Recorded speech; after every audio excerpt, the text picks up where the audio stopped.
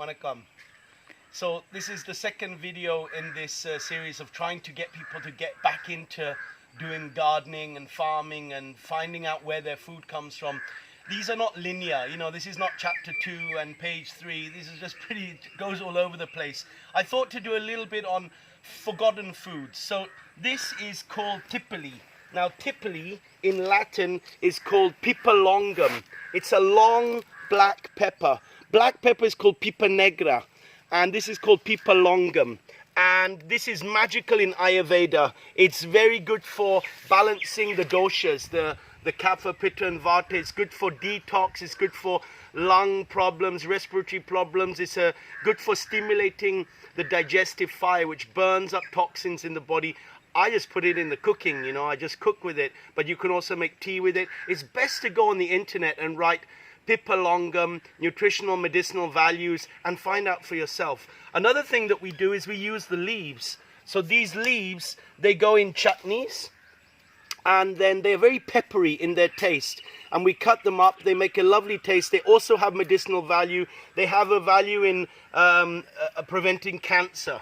So that's the tipoli. What's interesting about it is it's also growing in the shade. So if anyone from Oroville, this region, wants to grow this, come and get a plant. Look, you just pull it out from the, you know, just pull one out from the ground, and then we just pop it back in the ground and it'll grow. It's as simple as that, you know. There's the plant there, and we just pop it back in the ground, cover it up, and that's it. So come and get one and put it underneath your trees.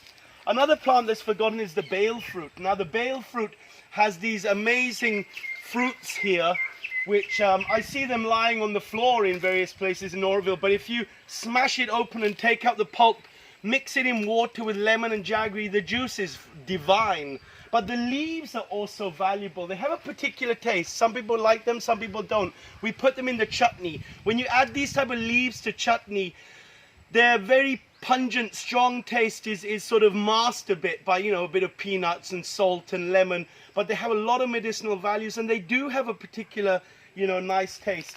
Here, we just go over here, and I just mention this to you. This is the guava. Now the guava leaves we put regularly in our chutney and in our salad.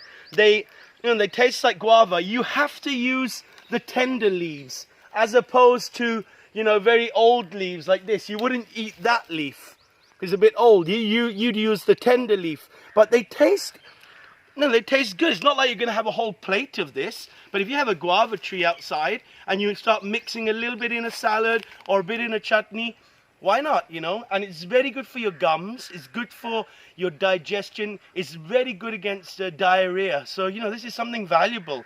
Another beautiful leaf that's sort of not valued very much is the soursop. So soursop is supposed to be 10,000 times more effective in the treatment of cancer than chemotherapy. And this, when you scrunch it up, it smells very lovely smell. You boil it in water, add some lemon and a bit of sugar or jaggery, and it makes a delicious hot beverage. Or if you put it in the fridge, it's cold. We sell it in the cafe. It's amazing, you know. Again, if you want to try it out, come and grab a few leaves. We're happy to give you some. And we have saplings of this on the farm. This is something that is growing all around Oroville, but I think very few people are making a juice with this. Now, if you have this a couple of times a week as a juice, you're going to be happy. So that's just a little introduction of some plants that are sort of forgotten. More to go. Get going and good luck.